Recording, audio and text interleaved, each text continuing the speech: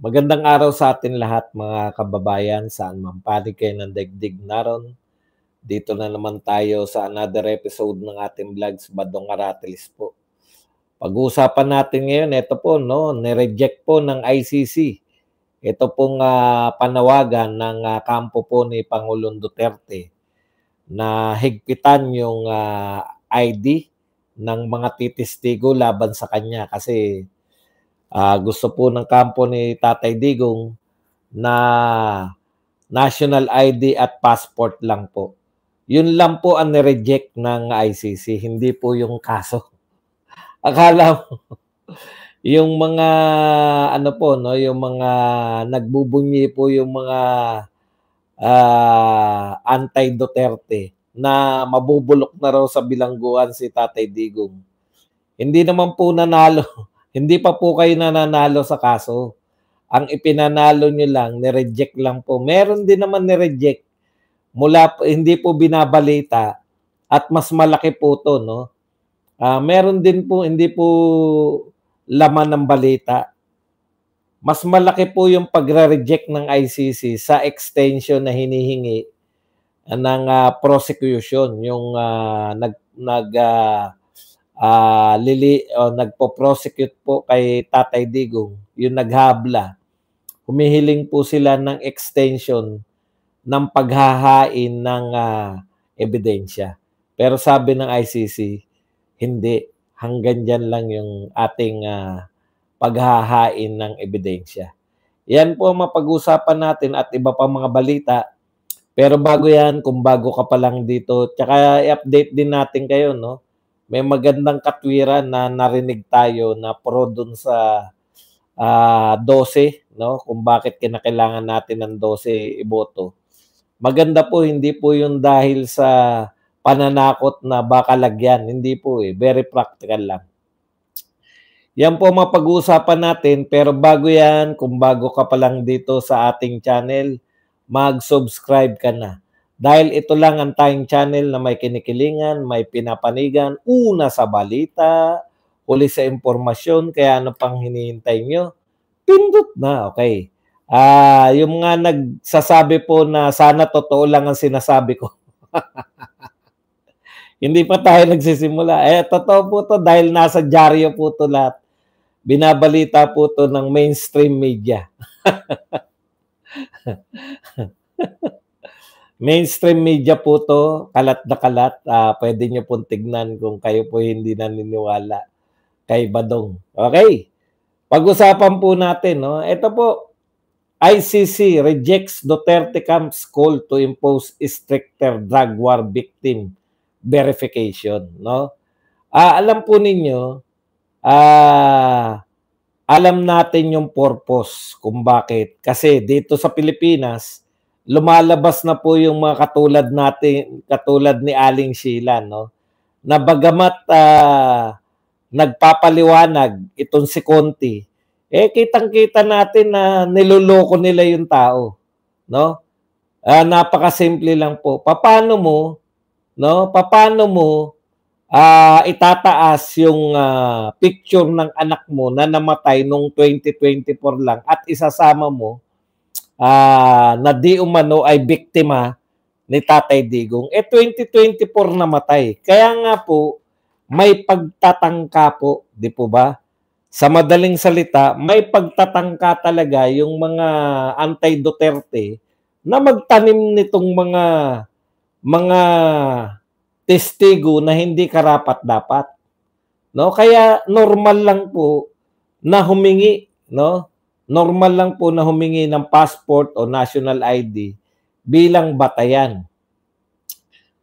Simple-simple lang naman po 'yan. Pero ginawa pong malaking issue eh. Ngayon po, nagpasya po yung ICC na hindi dapat ilimita sa passport at saka sa national ID. Pero ito po yung hindi maganda sa ICC. Naniwala ba kayo na anti-poor kasi? Yun ba yung kinatwiran ng kampo ng kalaban ni Duterte na anti-poor? Sana kinonsider din po ninyo, no, Yan yung problema ng ICC. Nililitis nila yung Pilipino, testigo, wala po kayong kredibilidad. Bakit po? Yung simpleng nabobola po kayo na anti-poor. Yung paghanap ng ID ay malaki pong kalokohan. Bakit po? Kasi wala kayo sa Pilipinas. Hindi nyo alam na dito, libre lang yung national ID. Hindi ko po alam kung dyan po sa Netherlands, ay ginto po ang pagkuha ng national ID. Hindi namin alam, di ba? Yun po yung problema.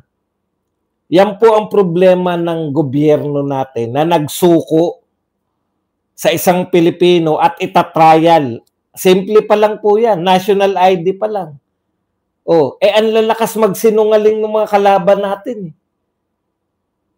Paano po magiging fair yan kung ID pa lang po, ang desisyon nyo na ay batay lang sa mga pakikinig ninyo kay Conti, batay lang sa pakikinig ninyo dito sa mga Makabayan Black na dakdak ng dakdak. Ang tanong ko ba sa inyo, ginto po ba sa Netherlands ang magpa-ID? Kayamanan po bang malaki yan? Kayong mga taga-ICC, kayamanan po bang malaki? At naniwala kayo na pangmayaman lang po ang pagkakaroon ng ID? Yun yung problema na magkakaiba pong culture. Bakit nyo isusuko ang isang Pilipino at lilitisin? ID pa lang, naluloko na kayo.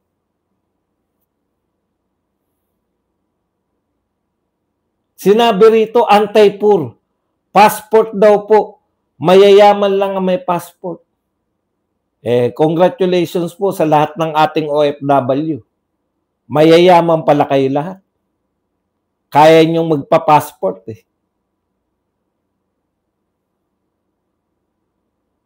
bakit naman hindi?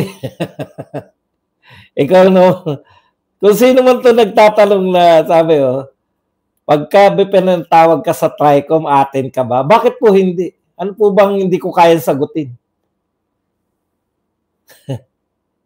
Bakit po hindi ako atin dyan? Lintik na yan. Natigil. Okay ka na.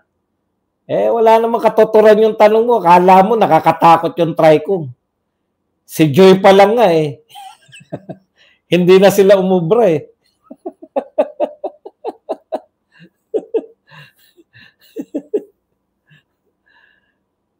Tignan po ninyo ID pa lang yung pinag-uusapan. Sabi nung mga sinungaling, sinungaling yung mga nagdedemanda kay Tatay Digong. Totoo ba? Mayayaman ba lahat ng OFW natin? Mayaman lang daw yung nagkakaroon ng passport.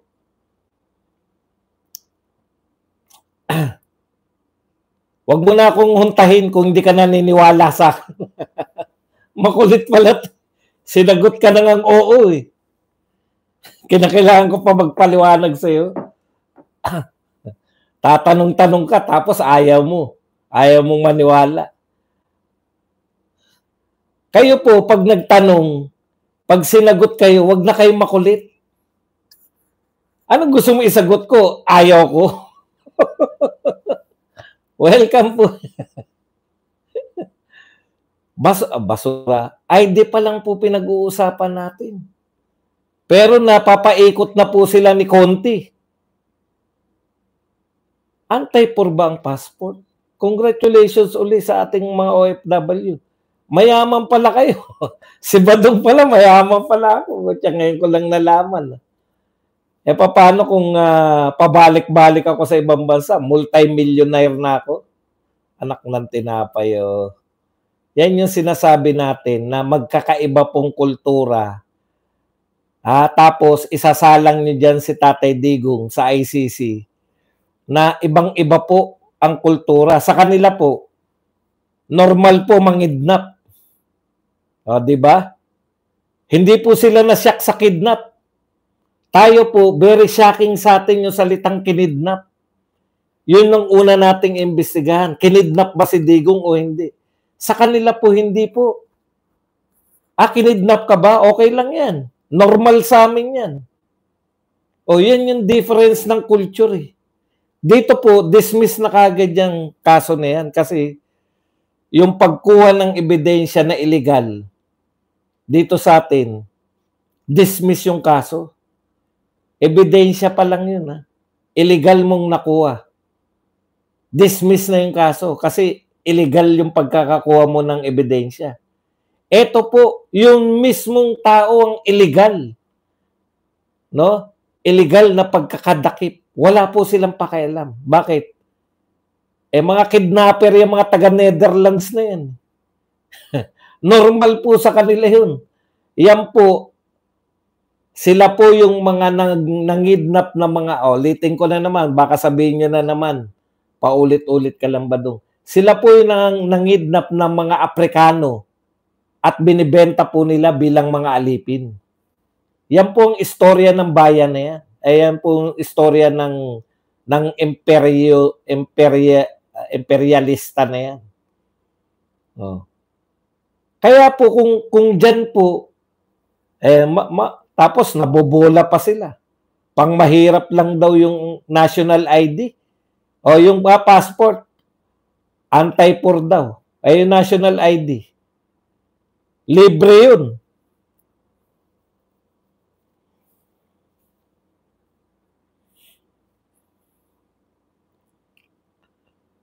Pero hindi po naman sila ligtas dahil yung ibang ID po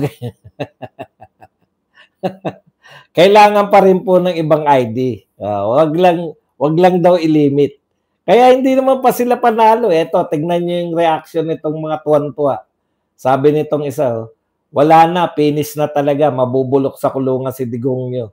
At doon na siya malalagutan ng hininga. Ganyan po kapupurol yung utak ng mga kalaban natin. No? Dahil lang doon sa hindi na pagbigyan yung ID, tsaka tong passport, national ID at passport, yun po yung hiling ng ni Kaufman, talo na raw si Digong. Hindi pa po nagsisimula yung trial, talo na eh. Mga tangengot talaga eh. Hindi po ako tumatawa dahil nakakulong si Tatay Digong. Natatawa po ako dahil mga tangengot po itong mga kalaban natin. Katulad nito ni Nongma. Anong tumbling nyo doon na maagna si Digong sa ICC? Okay. Huwag pa ulit-ulit, Nongma. Palibasa. Palibasa, ganyan kayo tinuruan, paulit-ulit para kayo mga aso. Okay, punta na po tayo rito sa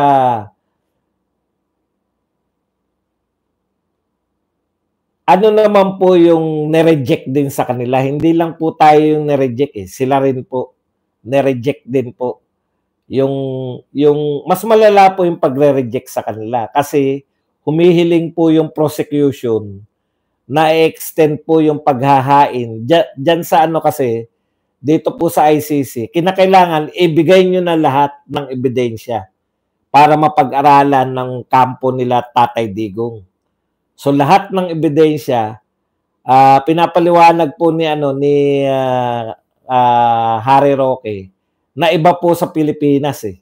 Sa Pilipinas po, bago ka ikulong, no, maghahain na muna ng mga ebidensya, no? Kaya po meron dito yung ito yung mga bintang sa iyo, tapos sasagutin mo muna, titignan muna ng kung merong anong tawag doon, yung bago kasampahan ng reklamo, probable cause. Sa kanila po, kulong ka na muna. Kulong ka na muna bago ka hahainan ng ebidensya. Okay. Sila po ang humingi, no? Yung kalaban po ni Tatay Digong. Sila na nga tong nagrereklamo. Sila pa yung humihingi ng extension. Bakit? Mahina po ang ebidensya pa nila eh. Wala pa po silang ebidensya na matatag. Malamang yan, 2 lang ang testigo nila. Si Las Cañas tsaka si Matabato. Eh sabi nga ni Tatay Digong, ano yung mga yan, Superman? Lahat ng lakad, lahat alam nila. Kasama sila lahat. Sila lang ang testigo sa lahat. Oh. Kaya po mahirapan po tong prosecutor kung totohanan po ang sa tingin natin kung totohanan. Okay. Wala pa po yung kahilingan ni Tatay Digong na ibasura tong kaso na to dahil sa issue ng jurisdiction. Yan po, ihahain po yan ni Kaufman, tinatimingan lang. Humihirit lang po. Yan yung pinangako ni Kaufman eh. Siguradong sigurado siya mapapalaya si Tatay Digong. Pero tatimingan lang nila. Ayon po sa paliwanag ni Harry Roque, ang paniniwala niya, yung batay po sa Burundi, may sinasabi siyang Burundi, na 1 year.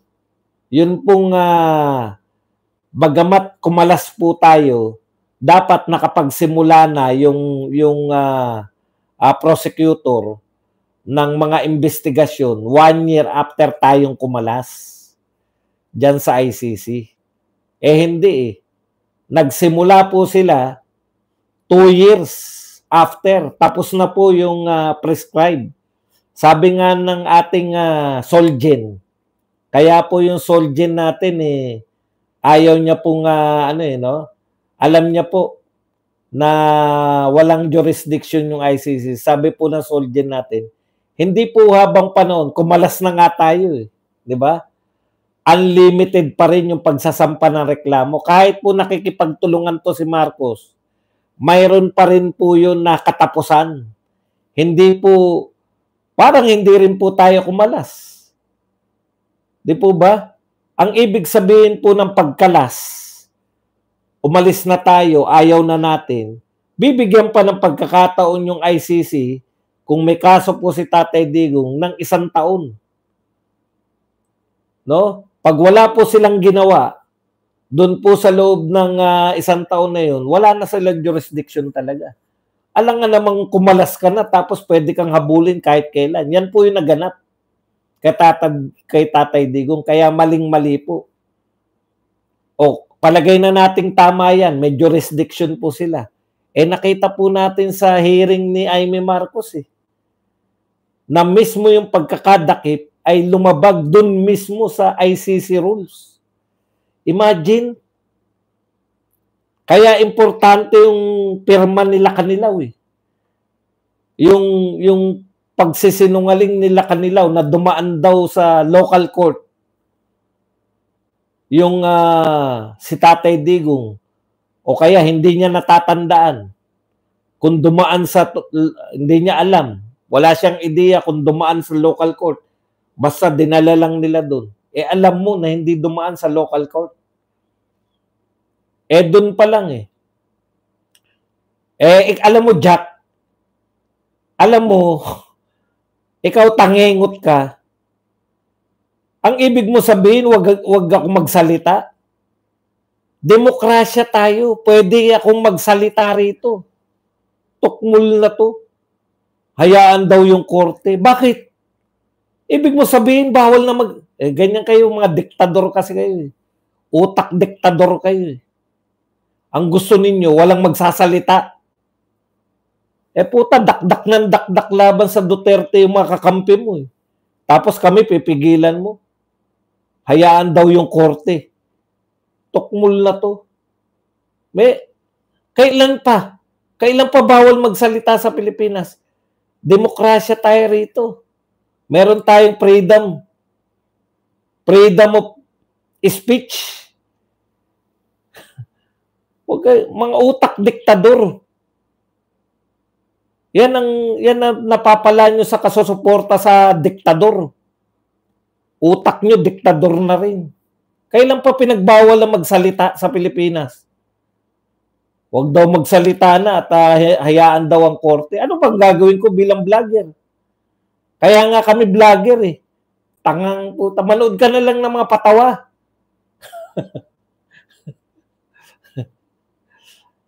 Demokrasya tayo. Meron tayong kalayaan sa pamamahayag. Kahit ba ano sabihin ko rito. Dalawang bagay yung pinagkakaitan mo sa sarili mo, kung sino man yun, nakalimutan ko na. Dalawang bagay yung pinagkakaitan nyo sa sarili nyo.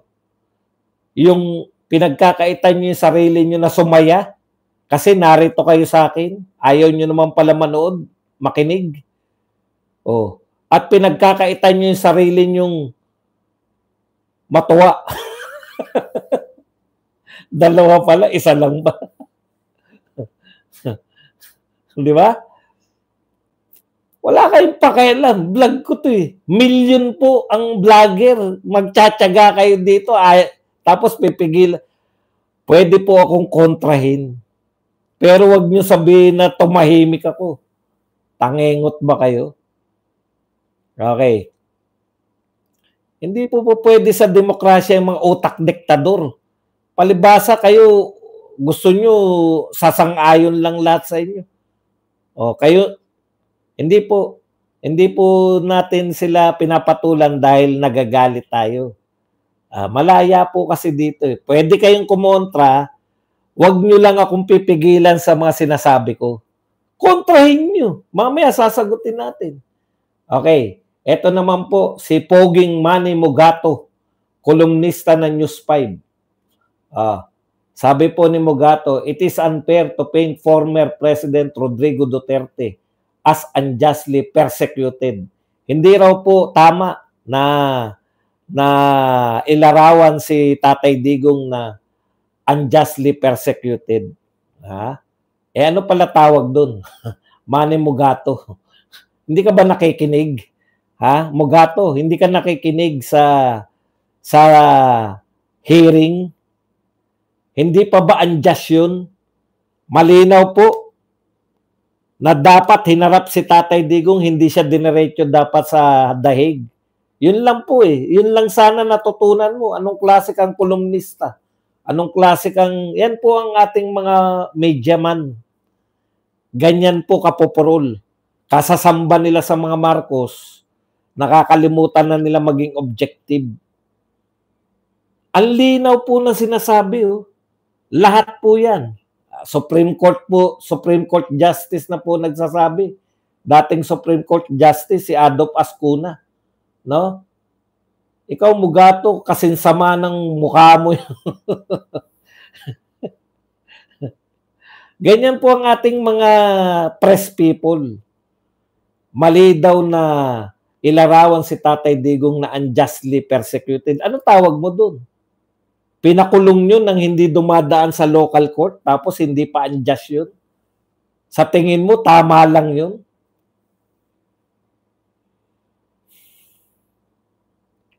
There is no parallelism between Jesus who saved mankind from death and Duterte who has no remorse in killing his people. Sino ba may sabi na tinutulad namin?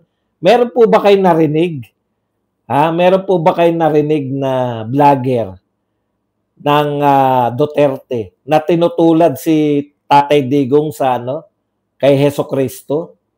Nagpapauso ka po siya kasi sama na ugali mo yung mukha mo. Kung gano'n. Kamukha nito, may kamukha to si Mugato, yung alalay ni Mr. Shuli. Anong pangalan ng alalay ni Mr. Shuli?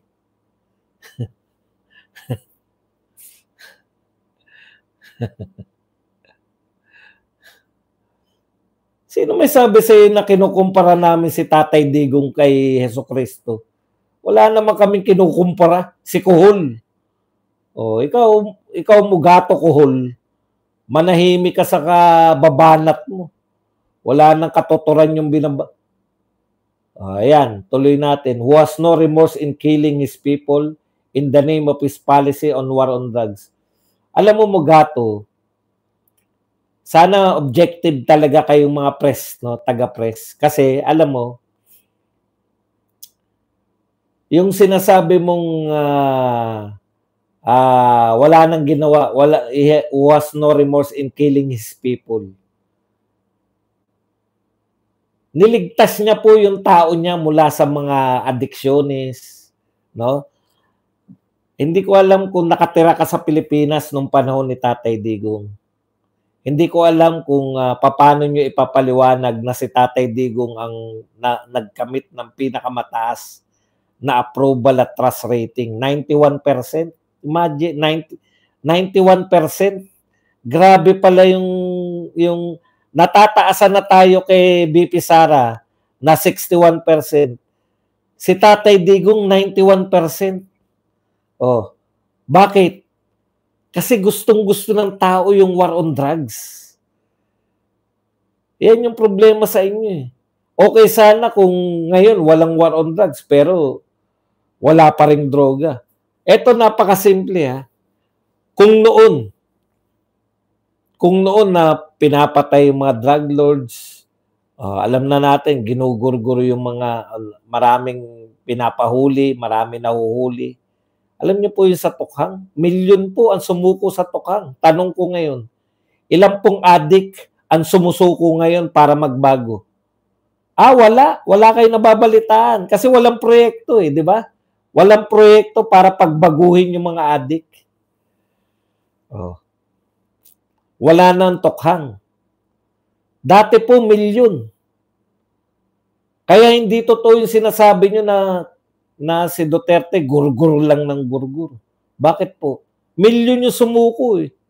Ilan lang yung sinasabi nila? 30,000. Imagine niyo yung pagkakaiba ng 30,000 sa milyon. Eh yung 30,000 na yun, pangalanan nila, hindi nila kayang pangalanan. Drawing lang kasi yun eh. Di ba? Drawing lang yung ano na yun. Eh totoo naman eh, yung mga addictionist lang naman ang galit kita, Tatay Digong, mga drug lords, mga kriminal. Ito po ang mga galit kita, Tatay Digong, drug lords, kriminal, magnanakaw na hindi nakapagnakaw, yung mga naglalaglag bala sa NAIA.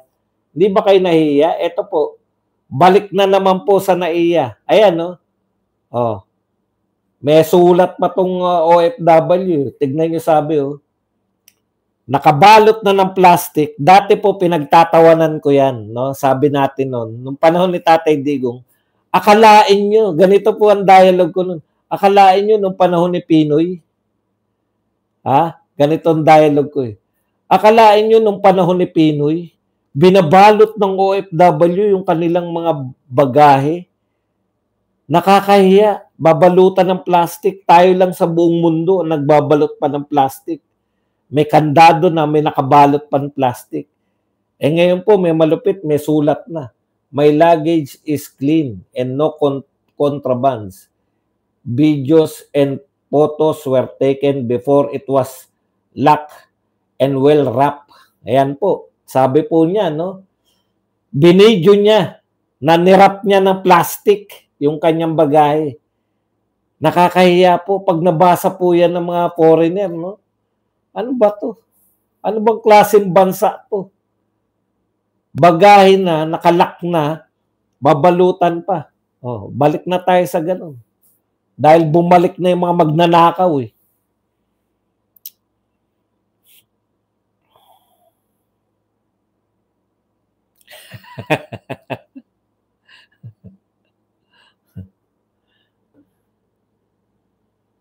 Ngayon po, reject din ng ICC yung kabilang panig pero hindi po nila ibabalita yan.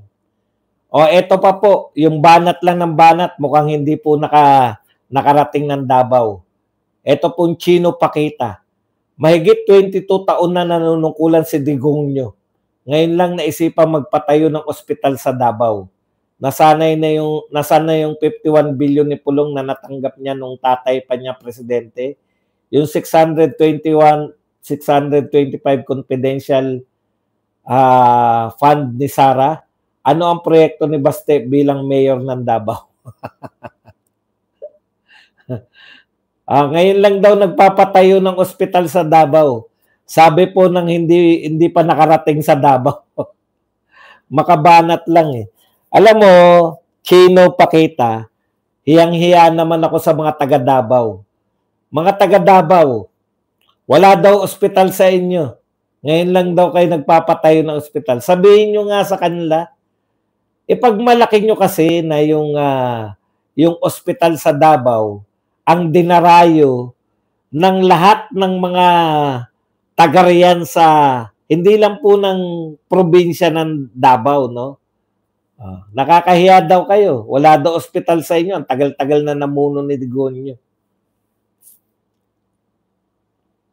Talagang walang talagang bibira lang, no? Alam niyo po, eto sinabi po nung yung Pulse Asia. Solid halos ng Duterte yung Visayas, Mindanao. Real talk po 'yan. Tapos umungos talaga sila sa Metro Manila. Na solid po nila yung Metro Manila. Metro Manila, samantalang ang solid ng mga Marcos, halos Region 1 and 2 na lang. The rest ng Luzon, Duterte pa rin. Visayas, Mindanao, Duterte. Metro Manila, Duterte. Matatao. Talagang kontrolado na ng Duterte. Halos 50% na ng boto. Panalo po tayo, boboto lang kayo.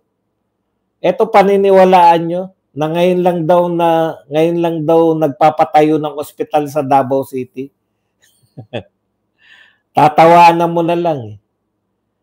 Yung mga taong ang akala sa Davao kakarag-karag. Mahiya naman kayo. Wedding nga. Di ba? Yan lang kaya nila Wedding nga. Opo, wala po talagang ospital sa Davao.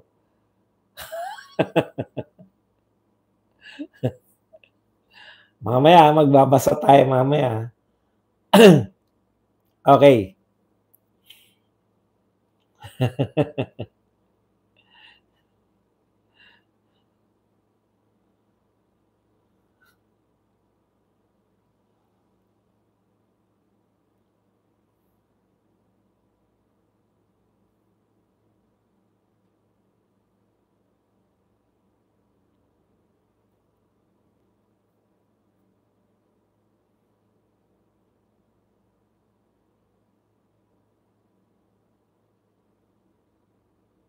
Dito po sa kwentuhan nila sa programa ni Joy, nakita ko lang. Maganda po yung punto no. Mananalo po talaga tayo pag 10 po. Nakita na po ng Pulse Asia, tinignan na po nila. Solid po talagang Duterte yan, Visayas, Mindanao. Mahirapan po makalusot. Basta po yung mga solid Duterte, binoto po yung 10, papasok po talaga, no? Wala na pong pag-awat yan. Kahit na ano pa pong pagsusuri nila. Ngayon po, ang sinusuri na lang nila, kinakailangan na lang po nilang ipaliwanag bakit nangunguna bakit po yung mga si BP Sara iniiwan na po si BBM, si Martin at saka si Chis Escudero, no? At magre-reflect po dito po sa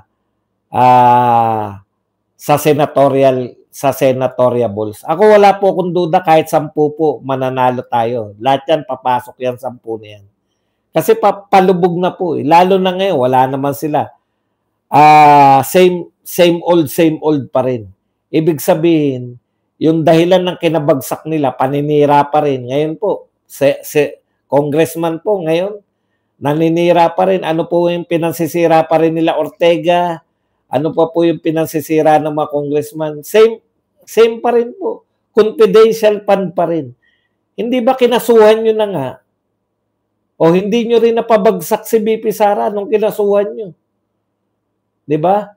Natatawa ko kay Esguerra at kausap niya tong yung Pulse Asia.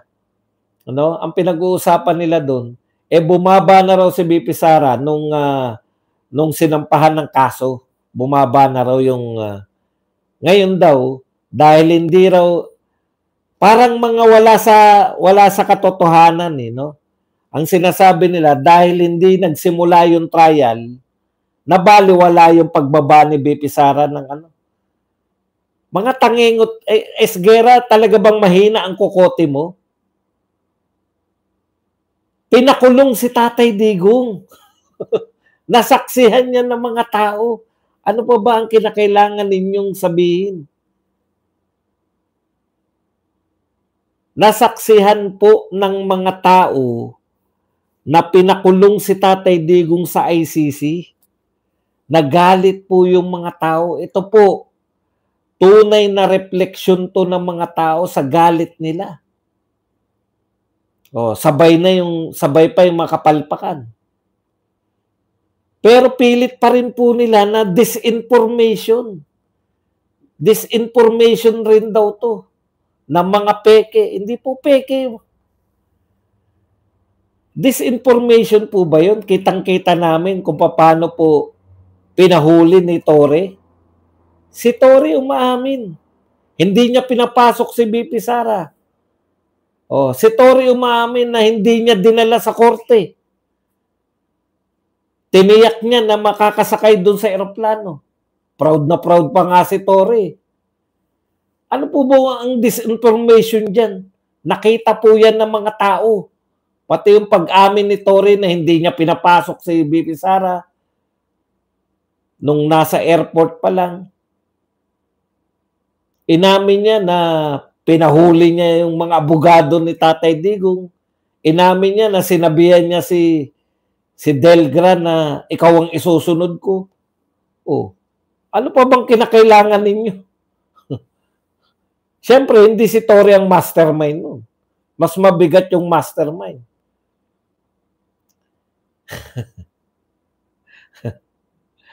Patawa ka naman, Don Rogelio. Hindi mo pa ba alam kung sino si Piatos? Ganun kayo kabobo?